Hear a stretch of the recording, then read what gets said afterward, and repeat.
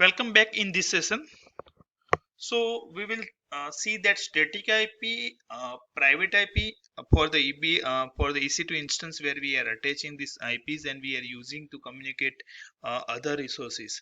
So let's try to understand what is the static IP and public IP and private IP. So basically, each instance having the two kind of IPs. One is the public and private that you can configure. Public IP by default you can take from the VPC, and that could be the IP which are publicly assigned, but it can be removed or changed when you reboot the instance.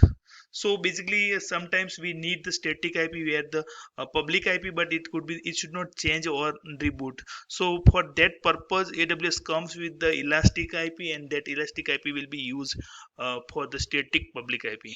So first up, we'll see the private IP. So private IP uh, basically attach the auto assign to the instance, and it will take from the specific availability zone which are configured in the subnet. There's a specific range of IP address, and manually you can specify the private IP in the Terraform script, that we'll see in the demo section how to specify the IP and how to attach that IP to the instance.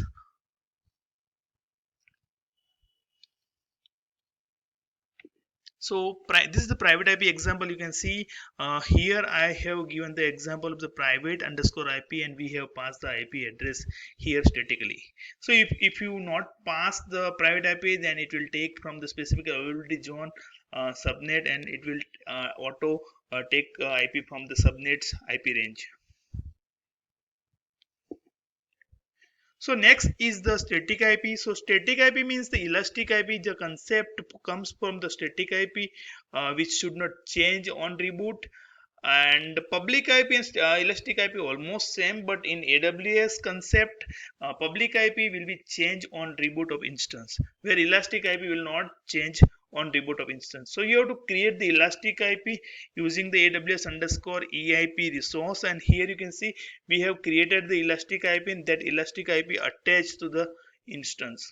So it's not bigger complex things. So you can attach, simply create resource and attach to the your instance, and the rest of configuration will be done by the normally AWS underscore instance resource. So let's have a quick demo for the static IP and public IP. So in our Git repository, you will find the Terraform hyphen AWS hyphen private hyphen public IP example. So I'm just opening the instance.tf will be used for here. So this is the instance.tf where we are creating the instance having the EMID, instance type, and subnet ID. So here I'm giving the subnet ID is a public subnet, and the private subnet, private IP, I'm giving the statically IP. I'm not giving the any random, but I'm giving the specific IP 10.0.1.10. And here I creating the resource that elastic IP, and this resource will be attached to the IP underscore example resource. So this is the IP underscore example resource, and I'm also printing the output public IP, that is the uh, instance public IP. So we can also refer the output once the resource getting created. So let's go to the console and run the script.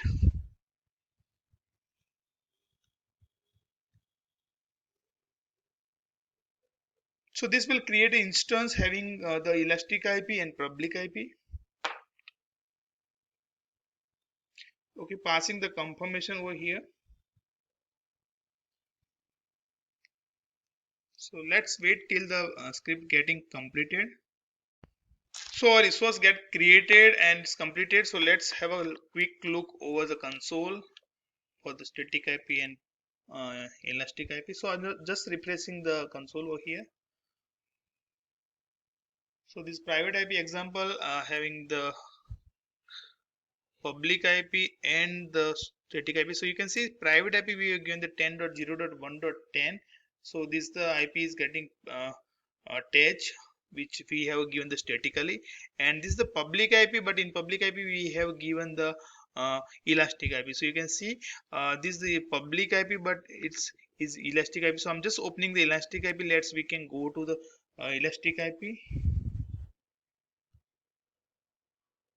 So this elastic IP console, and you can see this elastic IP taken and it's attached to the our instance.